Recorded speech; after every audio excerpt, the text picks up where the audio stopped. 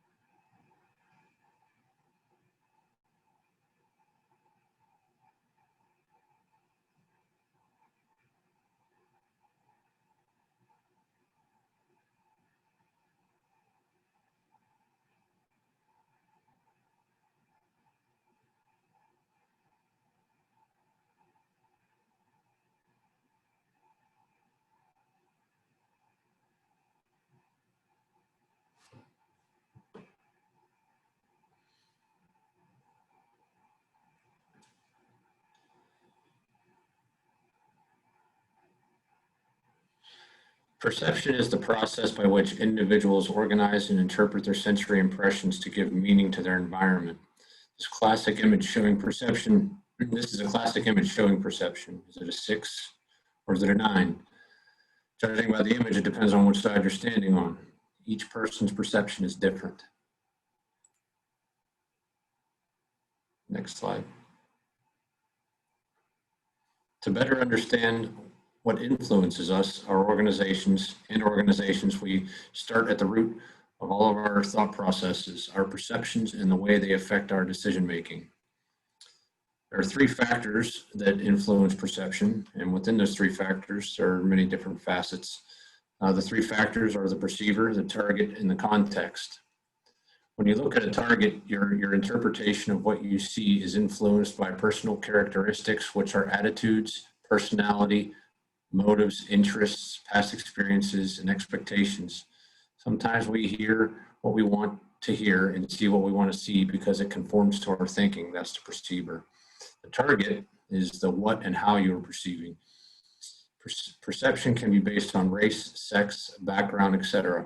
These perceptions can be harmful or negative. For example, when dealing with people with a criminal background. The context or situation is the time which we see an object, a specific work or social setting, or what a person is wearing can all affect our perception. Next, Iryna will consider how we make perceptions of others. To understand how we make perception of others, we need to consider attribution theory, shortcuts in judging others. Also, we will consider the specific application of shortcuts in organization. Attribution theory tries to explain the ways we judge people differently. It suggests that when we observe an individual behavior, we attempt to determine whether it was internally or externally caused. If an employee is late for work, you might attribute that to his overnight partying. So it will be internal attribution. But if you attribute his lateness to a traffic snarl, you're making an external attribution. So now let's discuss the 3 determining factors. Distinctiveness refers to whether an individual displays different behavior in different situations. Here we want to know if this behavior is unusual. Consensus. It means if everyone who faces a similar situation responds in the same way. And consistency. Example here, it could be coming in 10 minutes late for work is not perceived the same for an employee who hasn't been late for several months as in for an employee who is late 3 times a week. Do you know that when we make perception or judging others, we can use a shortcut? However, they can and do sometimes result in significant distortion. I would like to consider different types of shortcuts. The first one, selective perception. This is the tendency to choose to interpret what one sees based on one's interests, backgrounds, experience, and attitudes, seeing what we want to see. Halo effect, the tendency to draw a positive or negative general impression about an individual based on a single characteristic. And stereotyping, this is judging based on one's perception of the group to which that person belongs. Here we discuss how we can make shortcuts to judge others, and now we will review specific application of shortcuts in organization. People in organization are always judging each other. Managers must appraise their employees' performance. Team members immediately size up a new person. In many cases, our judgment have important consequences for the organization. Let's look at the most obvious application, employment interview. The interviewers make perceptual judgments that are often inaccurate and draw early impression after the first 4 or 5 minutes. Performance expectation. If a manager expects big things from people, they are not likely to let the manager down. Similarly, if the manager expects only minimal performance, the employee will likely meet those low expectations. And performance evaluation very much depend on the perceptual process. An employee future is closely tied to his or her appraisal. The appraisal can be based objective on the results of the work, or it can be assessed subjective. That can include errors such as selective perception or halo effect.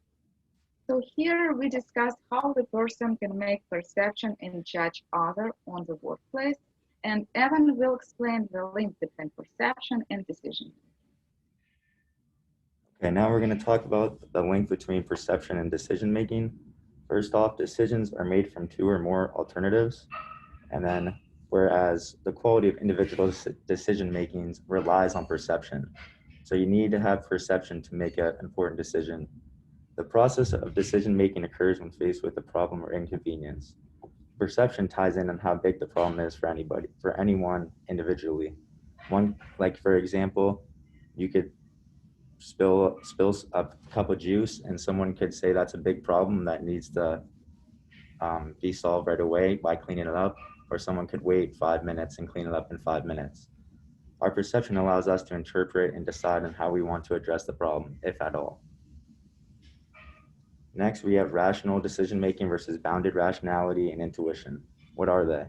Rational decision-making is a model that describes how individuals should behave to maximize some outcome, whereas bounded rationality is a process of making decisions by constructing simplified models that extract the same essential features from the problems without capturing all their complexity.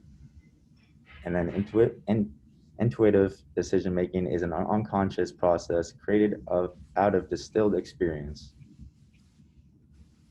What are the differences?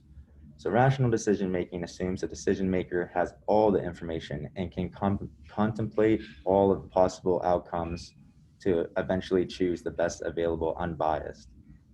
Bounded rationality is a step below that. It uses simplified models that extract the essential features from problems without capturing all of their complexity, meaning we're human and we don't always have all the facts to the problem, as in the first method. It is very similar to rational decision-making, but with less rationality. First, it is the first acceptable, satisfying choice in which encountered. As intuition is an unconscious process created from a distilled experience, it comes from outside conscious thought. It relies on holistic associations and fast and is engaged in emotion. So this is your emotional outcome. This is the least rational out of the three. Now we're going to be talking about influences on decision making. So there are two factors that influence the way that people make decisions, and they both influence a person's chance of making errors and adhering to biases. First, we have individual differences. Decision making in practice is characterized by rationality, common biases and errors, and the use of intuition. First, we have personality. This difference comes from a person's consciousness and self-esteem. So people who hate to fail will increase their commitment to an organization to prevent failure. People with high self-esteem in an organization think that they're doing their job well, so they maintain the same amount of motivation, but they tend to blame others when issues arise. Next, we have gender. In situations that are stressful, men tend to make risky decisions while women become empathetic and their decision-making improves, while in a less stressed situation, both male and female make equal quality decisions. Mental ability. People with a high level of mental ability can process information quickly and solve problems with accuracy. The issue is that sometimes people get overconfident with their goals and their decisions, and they can't reach them successfully. Cultural differences come down to how different cultures feel about decision-making, whether it is individual decision-making or a collective decision. This also factors into how quickly a person decides. Some cultures are problem-solving oriented, like the US. So when a problem arises, they go to solve it as quickly as possible, compared to some other cultures accept the situation as it is. Next slide, please. The second factor of influencing on decision-making is organizational constraints. Organizations can restrict an employee's ability to make decisions. First, we have performance evaluation. Managers have a way to evaluate employees, so employees will make decisions to do well on these evaluations. This goes hand in hand with the second point, the reward system, because employees with a good evaluation can get benefits like a raise or promotion from getting a good evaluation. Next, formal regulations are what employees must follow in order to have their job. Simply, in order to have a job at McDonald's, you need to follow the recipe for a Big Mac. System-imposed time constraints. So an employee has to make a decision before a deadline, and leading up to that deadline, they have to make a bunch of decisions in order to meet that deadline. And finally, historical precedents are choices made that are already determined from previous choices. So a budget one year decides the decisions made on the budget the next year. Next, we have Joe with the ethics of decision making. So ultimately, there are three criteria to ethical decision making. They are utilitarianism, making decisions consistent with fundamental liberties and privileges, and imposing and enforcing rules fairly and impartially to ensure justice or an equitable distribution of benefits and costs. And I'm also going to go over how lying affects decision making. So the first criteria, utilitarianism, means making decisions based off of outcomes to provide good for all. And this dominates business decision making and is consistent with goals such as efficiency, productivity, and high profits. Utilitarianism is not always as objective as it sounds. In the book, they describe a moral dilemma about a train about to hit a footbridge with 5 people on it. And there was a choice between letting all people perish or just pushing one person off to save the others. And when they asked participants to answer in a non-native language, their answers swayed towards pushing the one man off the bridge. And this proves that even our view of what we consider pragmatic is changeable. The second criteria is making decisions consistent with fundamental liberties and privileges, and this was set forth in documents like the United States Bill of Rights. Rights in decision making means respecting and protecting the basic rights of individuals, such as the right to privacy, the right to free speech, and the right to due process.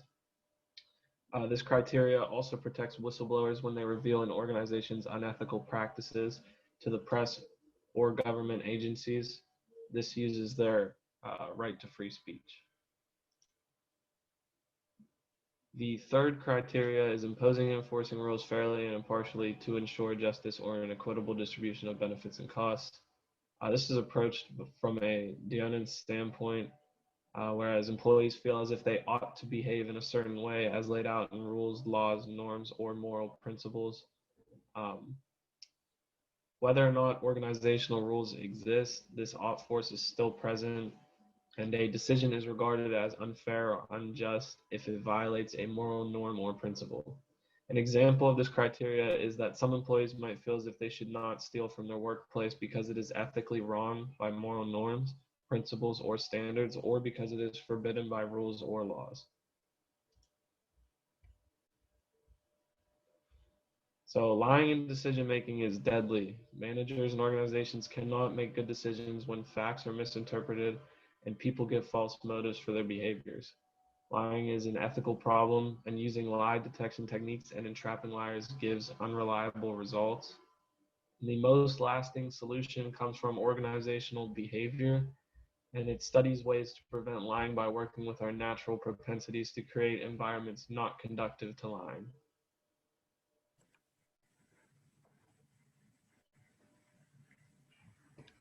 Creativity is defined as the ability to produce novel and useful ideas. Individuals who are more creative are better able to understand issues that arise and find solutions to them. Creativity is very complex, but it can be organized into a 3-stage model to help simplify it. The 3 parts of the model are causes of creative behavior, and creative outcomes. There are 2 main causes of creative behavior, and these are creative potential and creative environment. Each one of these can be broken down further. Creative potential is judged based on an individual's intelligence, personality, expertise, and ethics. Smarter people tend to solve complex problems much more easily. An individual with a personality with high levels of openness, proactiveness, self-confidence, and risk-taking will often be more creative. Having a good amount of previous knowledge in the area is the most important predictor of creative potential. Lastly is ethics. Being an ethical person actually isn't linked to creativity. People who are unethical tend to have the same rule-breaking desire as creative people. Creative potential is important, but you also need a creative environment to work in. It is very important to work somewhere that recognizes and rewards your creative work. There shouldn't be too many rules, otherwise creativity can be constricted. A free flow of ideas with fair and constructive feedback is important. Working in a complex job with clear roles aids creativity, and although creativity is possible without a ton of resources, it is more inspiring to have these resources around. Culture also plays a part in creativity. Western cultures, such as the United States, Italy, and Belgium, have higher rates of individuality, which often leads to higher levels of creativity as well. Good leadership is very important. Having a supportive and encouraging manager is going to inspire much more creative activity. Lastly, if working in teams, it has been shown that teams with more diversity tend to be more creative on average. Next is creative behavior. This is the main part of the model. Creative behavior happens in 4 steps. First is problem formulation. This is when a problem is identified and a solution is required that is currently unknown. Next is information gathering. This is when we take the time to learn more about the problem. Possible solutions start to come to mind in this stage as well. After this is idea generation, where we further develop possible solutions after we have the information we need. This can be done alone, but working collaboratively on this part has proven to be very successful. Lastly is idea evaluation. This is when the choices are evaluated and the best one is chosen. It is important to have different people evaluating and generating ideas to help eliminate any bias. The last step in the model is creative outcomes. These are ideas or solutions that are seen to be novel and useful. Creative behaviors may not produce creative outcomes for a few reasons. Sometimes an employee may have a good idea but just doesn't share it with anyone else. Management might reject ideas sometimes as well. Some people are also just scared of change, so new ideas are quickly shut down. Creative outcomes also have to be useful. Somebody could have a very innovative and creative idea, but it would be useless if it wasn't practical.